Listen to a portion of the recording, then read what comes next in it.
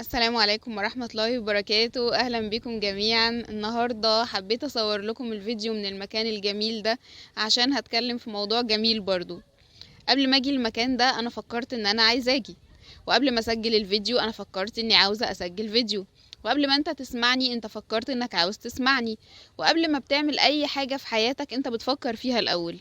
يبقى دلوقتي أنت اشتريت موبايلك اللي أنت بتسمع منه ده الأول، ولا الأول أنت فكرت إنك عاوز تشتري موبايل؟ انت بتروح الشغل بتاعك ولا انت بتبقى الاول عارف انك هتروح؟ كل حاجة في حياتنا بيسبقها فكرة، كل حاجة في حياتنا بنكون فكرنا فيها الاول بشكل واعي او بشكل لا واعي. ايه الفرق؟ بشكل واعي يعني انا عارف انا بفكر في ايه ومدرك انا بفكر في ايه وشايف الفكرة كويس. انا دلوقتي عايز اروح مشوار كذا، انا دلوقتي عايز اعمل كذا. ده كده بشكل واعي انا شايف الافكار بتاعتي. بشكل لا واعي بتبقى فكرة اتزرعت جوايا من زمان، يمكن من الطفولة الأولى، يمكن من موقف، يمكن من أي حاجة، وبناء عليه ظهر واقع يناسب الفكرة دي. يبقى أنا عندي الأفكار بتاعتي هي اللي بتصنع الواقع بتاعي. زي ما أنا بفكر زي ما هلاقي الواقع بتاعي.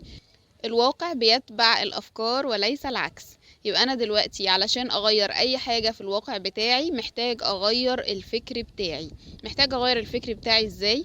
أول حاجة إن أنا هنتبه لأفكاري تجاه الشيء اللي أنا مش حابه. طبعا معنى حاجة عايزة أغيرها معنى إنها مش عجباني، إنها مش كويسة بدرجة كافية، أو إنها مش كويسة إطلاقا. يبقى أنا هنتبه على أفكاري تجاه الشيء ده. هنتبه على الأفكار اللي أنا بسمعها من التلفزيون ومن السوشيال ميديا ومن الناس اللي بقعد معاهم ومن صحابي ومن عيلتي ومن كل اللي حواليا. هنتبه لأفكاري تجاه الشيء ده وبعد كده هغيرها. بس انا دلوقتي ممكن يبقى فيه في حياتي حاجات انا عمري ما فكرت انها تبقى بالشكل ده. لا، انت بتبقى فكرت بشكل لا واعي، انت بتبقى فكرت بطريقة انت نفسك مش مدركها ومش شايفها. انت كم مرة ممكن تاخد موقف يغير مسيرة حياتك، يغير مسيرة حياتك الأسرية أو المهنية أو أيا كان، أو يغير تعاملك مع شخص، أو يغير أسلوبك في حاجة معينة، وأول حاجة ساعتها بتقول إيه؟ لا، أصلا أنا زمان كنت فاكر إن أنا لما أتعامل بالطريقة دي هيبقى كويس، أصلا أنا كنت فاكر إن كذا، أنا كنت فاكر إن كذا. يبقى افكارنا هي بتأثر بشكل واضح جدا وقوي جدا على حياتنا. يا اما ان انت تحاول توعى بافكارك وتكون شايفها وتكون واعي بيها وتبدأ تغيرها، يا اما تقدر تستعين بمختص يساعدك تشوف الافكار اللي انت مش واخد بالك منها. ونفتكر كلنا قول ربنا سبحانه وتعالى ان الله لا يغير ما بقوم حتى يغيروا ما بانفسهم. طيب لو حد هيجي يقول لا ده هو اصلا ظروفي كانت كذا وحياتي و خلينا اقول ان في ناس بتمر بنفس الظروف وكل واحد بيختار بشكل ما ان هو يطلع حاجة معينة. في ناس بتبقى عندها مشكلة ما جسدية وبيبقوا ابطال في الرياضة وبيشرفوا بلدهم وبيرفعوا الراية بتاعت بلدهم وبيكونوا احسن من ناس كتير وبيحققوا انجازات احسن من ناس كتير. في ناس بتطلع من بيئة بتكون صعبة جدا، ما عندهاش اي وعي وما عندهاش اي علم وما عندهاش اي حاجة، وبيختاروا انهم يتشافوا من جروحهم ويطوروا نفسهم ويكونوا افضل. نفس البيئة اللي بتطلع شخص مجرم هي نفس البيئة اللي ممكن يطلع منها شخص صالح.